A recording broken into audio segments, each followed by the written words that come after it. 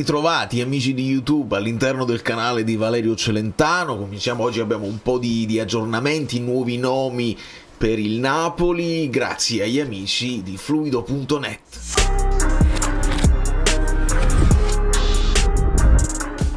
Allora, scusate.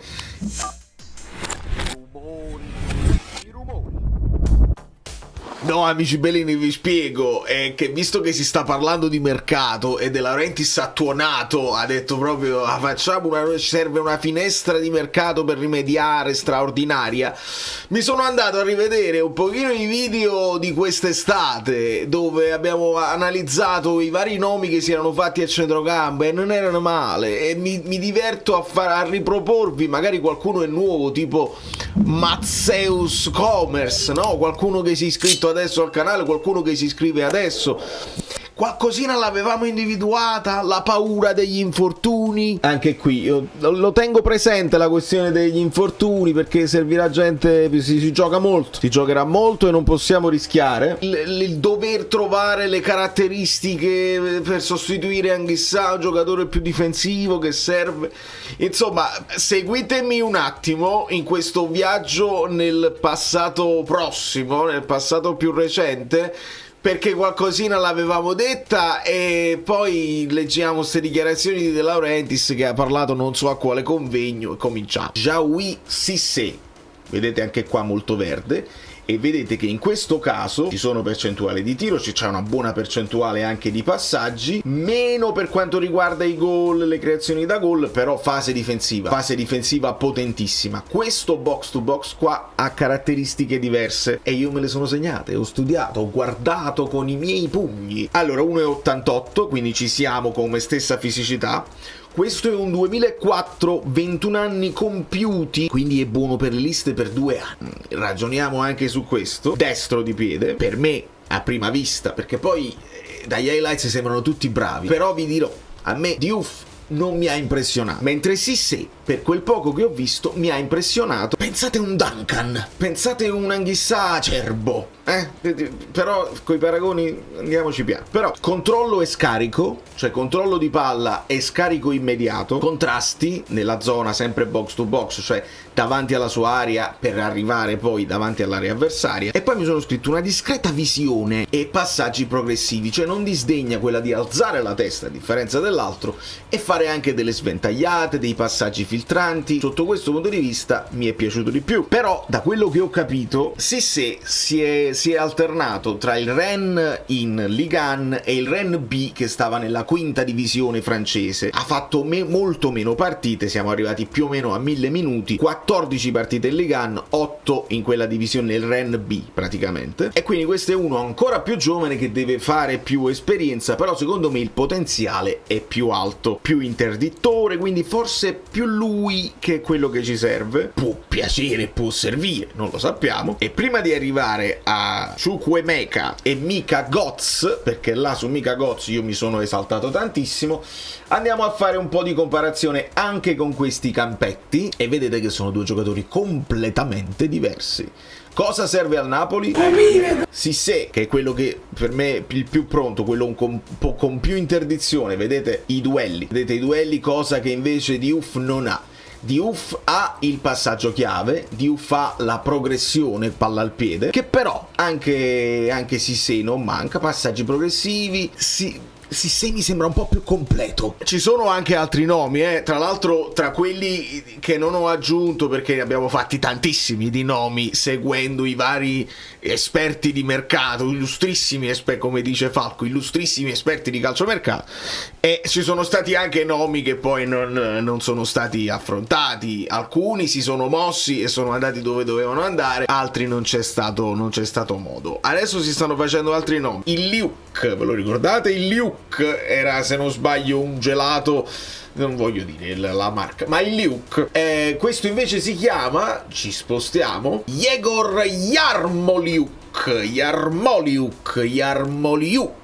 21 anni, quindi questo non ti occupa posto nella lista, partiamo sempre da qui, non ti occupa posto nella lista, ti potrebbe occupare un posto extracomunitario, ma anche qua a capire che cosa a livello politico che cosa può succedere, ma il ragazzo 1900 1,80 m della nazionale ucraina under 21, 31 partite, ha giocato nel Brentford, quindi Premier League. Mi sono guardato un pochino, questo nome l'ha fatto Matteo Moretto tra una cosa e l'altra, ha detto c'è un nome nuovo che il Napoli, così teniamolo d'occhio, niente di concreto, niente di che, però l'ha buttato lì così. E a me interessa quando esce il nome, più che il nome in se stesso, che magari non si fa perché è uno dei tanti nomi, mi interessano vedere le caratteristiche per capire il Napoli cosa sta cercando, dov'è che stiamo mettendo mano per completare la squadra. Questo qua è un giocatore, e vedete, mediano, centrocampista centrale, lo porta anche eventualmente come centrocampista d'attacco, ma vi assicuro, dalle immagini che ho visto e anche dai numeri, dai dati che adesso vedremo, è un distruttore di gioco, è uno di quelli che va là, si prende il pallone, con uno scatto fa ripartire l'azione, ma il suo punto di forza mi sembra la fase difensiva e quindi l'interdizione, la mezzala distruttiva. Ora, quando noi pensiamo ad Anguissa, spesso pensiamo è quello grosso, è quello che è così, ma in realtà sia per numeri sia per come l'ha utilizzato Conte l'anno scorso, Anguissa ha fatto molto meno fase difensiva di quanto voi possiate immaginare. Andiamo a vedere, 15 milioni, la cosa non ci interessano proprio i numeri, non ci interessano questi numeri. In generale vedete che il ragazzo deve crescere, deve sicuramente crescere, c'ha i passaggi progressivi ricevuti, ma ricevuti ci interessa fino a un certo punto. Se andiamo a vedere come tiro, niente di che, come passaggi non malissimo, spicca in queste palle lunghe, perché tu a questi numeri devi sempre aggiungerci un po' di visione degli highlights, non posso avere partito, però gli highlights ti fanno capire delle cose, perché se non ci sono grandi gol, se non ci sono dribbling, vuol dire che non ce l'ha nelle corde. Se invece ci sono, li può fare, ma dipende dal suo impatto. Questo passaggio lungo sono queste sventagliate, e questo viene anche dal fatto che sta nel calcio inglese, la sventagliata da una parte all'altra del campo si utilizza, è uno di quei gesti tecnici dove lo stadio applaude, e lui la fa spesso, recupera il pallone, pum, sventagliata dall'altra parte. Quindi come passaggi non c'è male, però dove mi sembra eccellere, non in gol e azioni create, tiri così, però guardate la fase difensiva, mica male. Fase difensiva, sempre questo comparati con gli altri centrocampisti, vedete, comparato con i centrocampisti. Ora, a noi non ci basta questa comparazione qua e ci andiamo a vedere Anguissa. Fase difensiva molto male, Frank, che cos'è questa fase difensiva molto carente?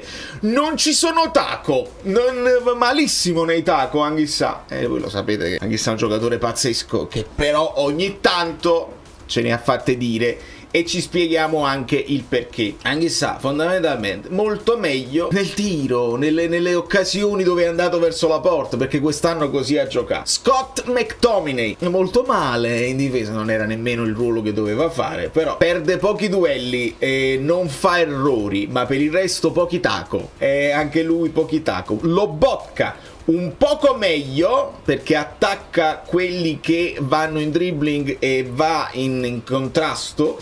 È stato lui il centrocampista un pochino più performante a livello di fase difensiva, ecco perché il signor Stani non va sottovalutato. So che c'è una clausola, se ne parla poco, speriamo che non se ne debba parlare proprio, perché la regia, il metronomo, i tempi dei passaggi semplici, dei passaggi che danno il ritmo alla squadra è una cosa, e lo vedono tutti, ma fa un lavoro sporco Lobotka che non è da sottovalutare, perché con McTominay e Anguissa portava anche la croce Lobotka, e quindi vedete che rispetto ai nostri centrocampisti, questo qua che Luke c'ha molta fase difensiva e potrebbe essere quello che ti va a schermare e ti va a coprire, a dare una mano, specialmente se vuoi utilizzare un De Bruyne a cui non devi dare compiti di fase difensiva. ci metti il Luke vicino, De Bruyne crea, se succede una cosa ci metti il Luke vicino e Luke recupera il pallone e poi lo lascia subito a De Bruyne. Intanto numeri importanti per questo ragazzo. Tra l'altro questa è la fase difensiva di Politano, non è che tutti questi taco, sì, un pochino questo dato per essere un attaccante, sì, però e le palle liberate in avanti, sì, però non è che fa il lavoro del quinto, il terzino, così. Secondo me è lì che poi si dovrà capire e intervenire con equilibrio. L'idea mi sembra abbastanza chiara. Se tu fai la coppia Noah-Ndoye da una parte e Politano-Neres dall'altra, Lang con Neres insieme forse un po' troppo squilibrati. Ndoye con Politano me lo posso anche aspettare, perché abbassino il prezzo, perché secondo me ancora non ci siamo però dipenderà dal modulo, perché forse non li vedremo due ali contemporaneamente, perché De Bruyne dove lo metti? Dai, sarà bellissimo, non vedo l'ora. Questo è il giocatore che propongo io, è la mia nuova fissazione, e lo farò e lo dirò finché non esploderà, perché questo deve esplodere per forza. Signori, io non credo che Marco Palestra dell'Atalanta valga 3 milioni, altrimenti te lo devi andare a prendere immediatamente. È evidente da come porta avanti il pallone che sto ragazzo c'ha un futuro davanti brillante, perché ha tecnica, perché ha un gran fisico, 1,86, è del 2005, ha da poco fatto 20 anni ed è assolutamente ambidestro, perché quando si porta avanti il pallone conduce col sinistro, ma fa i cross, tira i calci d'angolo, tira le punizioni con il destro, una roba che a me, lo sapete, fa impazzire. Quindi ti può giocare su tutta la fascia destra, se Wallu no fanno dei problemi le commissioni così, vatti a prendere Palestra subito adesso, che se ci fosse ancora Gasperini probabilmente non te lo lascerebbe mai. Ma prima che se lo porta alla Roma, prima chissà se Juric punta sui giovani, vatti a prendere questo qua che ti può giocare sulla destra e indifferentemente per quanto mi riguarda anche sulla sinistra, un giocatore che secondo me esploderà per forza. Il valore non può essere di 3 milioni, altrimenti me lo compro io, faccio un prestito qua con le banche così e me lo compro io e lo regalo al Napoli. Giocatore di grande prospettiva, tenetelo presente. Leggiamo velocemente, grazie al gruppo Telegram, quelle che sono le dichiarazioni di De Laurentiis. Presto i miei giocatori alle nazionali, e cosa succede? Rachmani è tornato rotto, Anghissa pure, così non si può andare avanti. I campionati non devono avere soste, bisogna ridurre il numero di squadre e le partite. Se il campionato comincia a luglio e finisce a marzo o ad aprile, poi si concentrano le nazionali in un tempo determinato. Io penso che sta cosa non è il primo lui a dirlo, e secondo me potrebbe avere un senso anche per rendere le nazionali un po' più logiche, un po' più forti. Fai un ritiro lungo con i giocatori della nazionale e c'è anche da studiare qualche tattica e qualche cosa. Le nazionali devono capire che i giocatori sono nostri dipendenti, pagati da noi, siamo noi che dovremmo decidere se possono essere sottoposti a ulteriori sforzi. Quando tornano infortunati ci deve essere un indennizzo vero. Questo è un passaggio che ogni tanto vi faccio come out of contest, quando De Laurentiis si dice noi vogliamo un chip, un chop e un chop. Perché ci danno un chip, ma un chip, noi vogliamo un chop, un chip e un chop. Quello intende, cioè il chip è l'indennizzo che gli dà poi la FIFA quando i giocatori si infortunano. Lui vuole provare anche il chop e il chop. Una finestra di mercato straordinaria per rimediare, ma sembra che alla FIFA, alla UEFA, alle federazioni non interessa dei campionati nazionali, che invece sono quelli vissuti e sofferti da noi tifosi. Molto vero, ma ancora una volta non ti mettere a tuzzo, perché poi questo mettersi a tuzzo di cose anche giuste che dice non ci ha mai buttato a niente, cioè vabbè, andiamo avanti. Andremo ai mondiali? Credo di sì. Gattuso l'ho avuto a Napoli, ha un bel piglio, è un centrocampista. Ma non lo so che cosa intende, nel senso che i centrocampisti hanno un bel piglio. Perché non giochiamo a pigliare Gattuso, che ci serve un centrocampista? Ci servirebbe un centrocampista così? Siamo ancora troppo legati alle istituzioni, i veri imprenditori entrano in Confindustria. Vabbè, qua entriamo veramente nella solita storia. Sistema troppo strutturato, la FIGC, la UEFA, la FIFA, nessuno vuole lasciare la poltrona, e lo sappiamo. Visibilità, impresa significa fare impresa, gli imprenditori come al solito, come canta Venditti, questo mondo di ladri. Vabbè, in questo ventennio di calcio ho sempre lottato, la città matrigna Wagyu e ritorna a dei concetti che ha espresso tante volte in questi 20 anni, non è che li dobbiamo riprendere un'altra volta. Poi invece fare presa, non perdonerò mai chi vuole fare presa, bisogna fare impresa. Imprenditori della Campania, la vela, vabbè, se mi perdo qualcosa di importante me lo scrivete nei commenti. Intanto voi fate partire la preghiera anche oggi per quanto riguarda, perché tra un po' gioca Lobotka, Lobotka ovviamente titolare. Lang parte dalla panchina e io mi vado a studiare, se permettete, qualche nome nuovo. Questo Victor Froholt, però 19enne in questo momento, e figuratevi che noi sicuramente abbiamo bisogno di talento, dobbiamo svecchiare, ma in questo momento storico, in questo centrocampo, con questi giocatori servono giocatori di spessore, servirebbero dei leader, servirebbe il Modric che qualcuno lascia scappare, ma chi ti dà un Modric a gennaio? È molto complicata, in questo momento serve gente che ti giri e dici ah caspita, sta questo qua, fammi fare, servirebbe De Bruyne, servirebbe un De Bruyne, servirebbe il ritorno di Lukaku al più presto, che ti dà leadership e ti dà anche, si può fare anche da filtro con Conte perché è un contiano, e quindi anche capire i momenti, la parolina giusta col giocatore, la parolina giusta anche con l'allenatore. Quindi il ritorno di Lukaku secondo me è una delle cose più importanti che dobbiamo aspettare. Poi si sono fatti gli altri nomi, oltre a Mainu o Maino, Atta dell'Udinese, gran talento, ma anche lì non so se ha leadership. Si è parlato di Frendrup. Frendrup là non c'è male. Johan Manzambi, che non conosco e che vado a studiare. Si era riparlato, e non escluderei di riprendere come questi nomi che abbiamo fatto d'estate. Si era riparlato di Pellegrini, che però è rientrato nel progetto Gasperini, e lì c'è un po' più di esperienza e ci potrebbe essere un pochino più di capire i momenti. Si è parlato di nuovo di Frattesi, perché Wagyu, è vero, noi ci servono anche delle caratteristiche difensive a centrocampo per fare un po' di legna, senza dubbio, però ci servono anche i gol, e se noi con l'aggiunta di Højlund sì, però dobbiamo ritrovare a servirlo più in profondità. È una banalità ma è vera.